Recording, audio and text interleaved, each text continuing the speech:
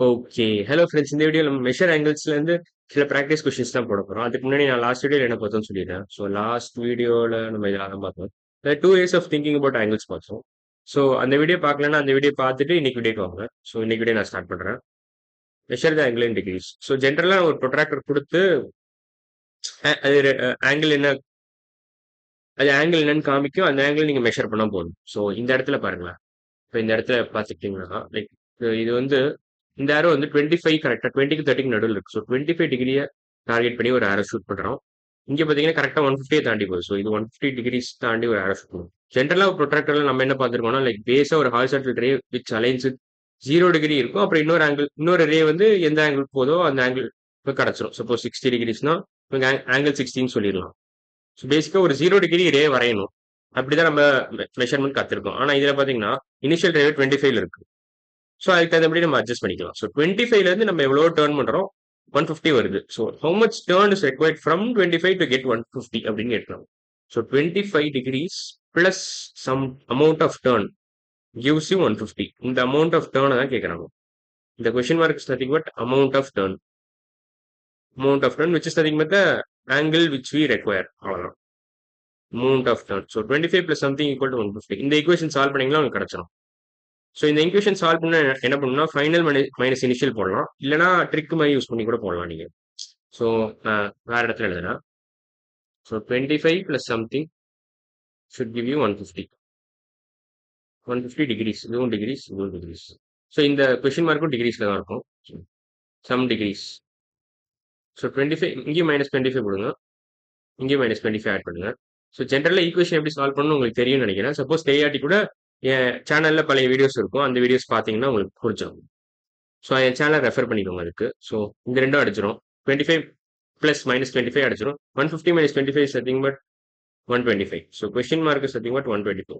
So 25ல இருந்து 25 டிகிரிஸ்ல இருந்து நீங்க 125 டிகிரிஸ் திருப்பினீங்கன்னா you will get 150 degrees. So இந்த பெரிய ஆங்கிள் வந்து 150. 125. ஸோ இந்த பெரிய ஆங்கிள் 125. ஸோ இங்க இருந்து இப்படி திருப்பினீங்கன்னா 125 கிடைக்கும்.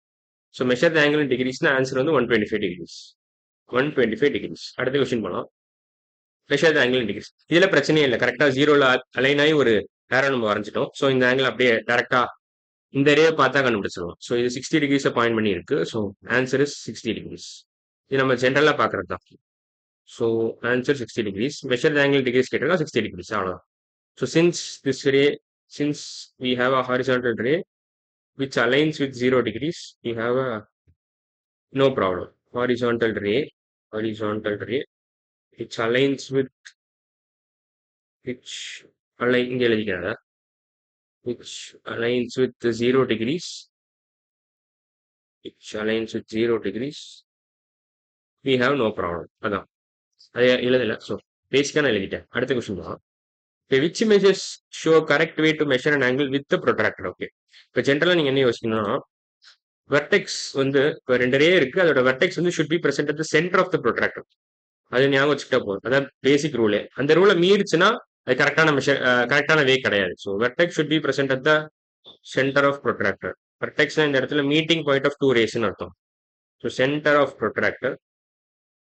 Vertex should be present at centre of protractor. அவ்வளவுதான்.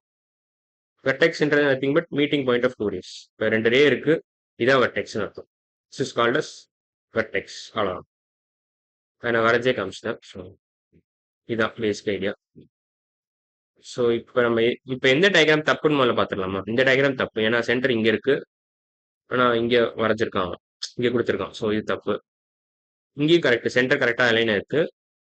ஸோ சென்டர் இங்க இருக்கு, வெர்டெக்ஸும் இங்க இருக்கு. இங்கேயும் சென்டர் கரெக்டா இருக்கு, வெர்டெக்ஸும் கரெக்டா அலைன் இருக்கு. ஸோ இதுவும் correct. So B and C correct. A தப்பு. B and C is the correct option. A தப்பு. அதை கொடுத்துட்டேன். அடுத்த question. Measure the angle in degrees. இதுவும் அதே மாதிரி தான், பழைய கொஸ்டின் மாதிரி தான். இது 10 நோக்கி ஒரு ரே வரைஞ்சிருக்கும். 10 டிகிரிஸ் நோக்கி. இது வந்து 170க்கும் 180க்கும் நடுவில் இருக்கு. ஸோ 175 நினைக்கிறேன். 175 டிகிரிஸ். ஸோ 10 டு 175 எவ்வளோ டேர்ன் தேவைப்படுது உங்களுக்கு? 10 டிகிரிஸை நீங்க 175 ஆக்கணும்னா யூ நீட். இப்போ இது இந்த மாதிரி விஷயத்துக்கு நீங்க ஃபைனல் மைனஸ் இனிஷியலே போட்டுரும். ஃபைனலா நம்ம யாரோ வந்து 175 நோக்கி ஒரு இது கொடுக்குறான்.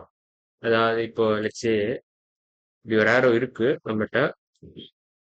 முதல்ல இனிஷியலா ஒரு ஆரோ இப்படி இருக்கு. we are turning it by this much. அதாவது 10 டிகிரி ஆரோவை நீங்க இவ்வளவு திருப்புறீங்க.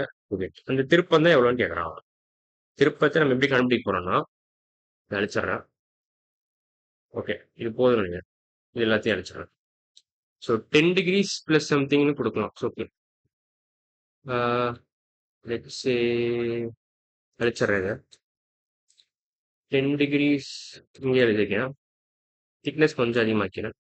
ஸோ 10 அதே மாதிரி தான் ஈக்குவேஷன் ஃபார்ம் பண்ணிக்கலாம். 10 degrees plus some amount of turn should give you 175 decrease.